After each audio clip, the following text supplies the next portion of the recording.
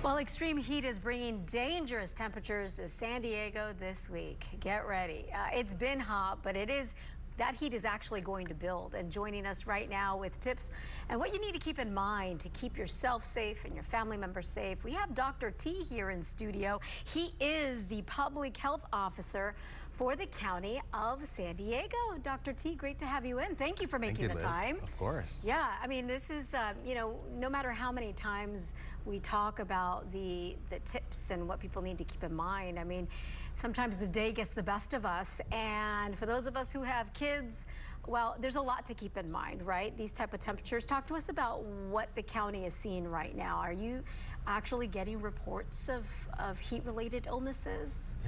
Yeah, we do monitor heat-related illnesses and other events. We continue to look at emergency department use and things like that, and so we know that typically in these events we do see an increase in heat-related illness, and a lot of that is preventable, and we're trying to do whatever we can. We coordinate across the county, outside of the county, with many of our partners to activate our cool zones where people can go to really keep their internal core body temperature cold. We even activate our inclement weather programs, shelters for our unincorporated, for our homeless and our unincorporated, and of course want to get the word out of what people could do. Yeah, so important. You mentioned the cool zones. So the cool zones are opening, right? Or they are open because of the extreme heat. Okay, so that's good to know. You mentioned something interesting is that you're partnering up with these different entities.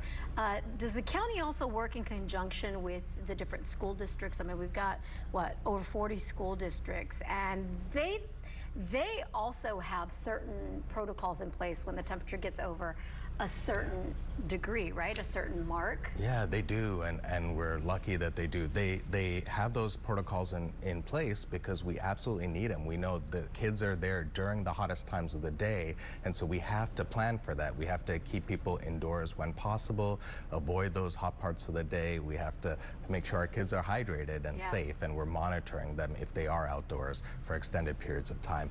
We communicate with our Office of Emergency Services, who communicate, and that includes the County Office of Ed. They also get information from the State Office of Emergency Services on a lot of these heat events. Yeah, so it's a whole communication system that's put in place. Dr. T, can you talk to us about what's known in your world as a heat call?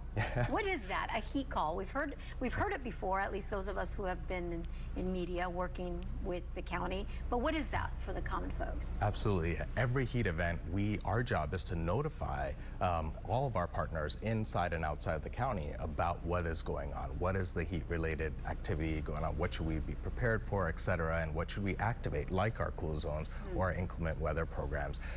But then sometimes there's these odd cases where, like, the nighttime temperatures are not dipping, and we have to think about something different. And so we call everyone together, and then we talk actively and strategize around what should we do differently. Can we open, for example, Borrego Springs Library a little later, so that way, people in the hottest parts of the county can have more hours of relief. Who's most at danger when it comes to these high temperatures? A lot of populations, really. Anyone who's medically vulnerable, anyone who does not have access to air conditioning, who's socially isolated, or who's outside, even if you're healthy for extended periods of time, right, can be susceptible for heat-related emergencies. And what I'm hearing too is you're not giving an age, so that just goes to show how dangerous the heat is. This is across the board, no matter what your age is. I mean, we are all being affected right now and will be affected in the next few days by this dangerous heat.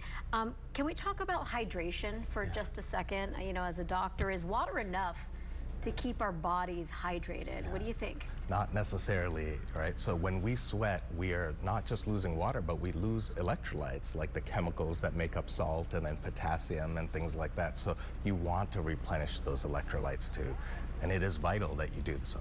Yeah, and I mean, would you suggest those packets? I know my son, he runs cross country. And in fact, his team yesterday, they had a modified workout. They're working out, from 4 to 6. It is hot out there. I mean, beyond hot. I was glad to know that they had a modified workout, but they are using a lot of those hydration packets. Is that something that you would recommend? Yes. Yeah, Okay. hydration packets, you know, there's a lot of things you could buy in stores. Some of them have a lot of sugar, so I'd recommend diluting them, you know, like halfway or something, just so you're less sugar and you're still getting that hydration that you need with electrolytes. Well, Dr. T, it's been a pleasure having you. Thank you for, coming by and letting us know that the county is working in partnership with all these different entities, the partners in the county. Cool zones are open. Watch the symptoms between, heat exhaustion and heat stroke. Our Megan Healy's been doing a great job this morning kind of breaking that information down. So appreciate it. Thank you so much. Thank Try you, to Liz. stay cool. And we will be right back with much more here on the Fox.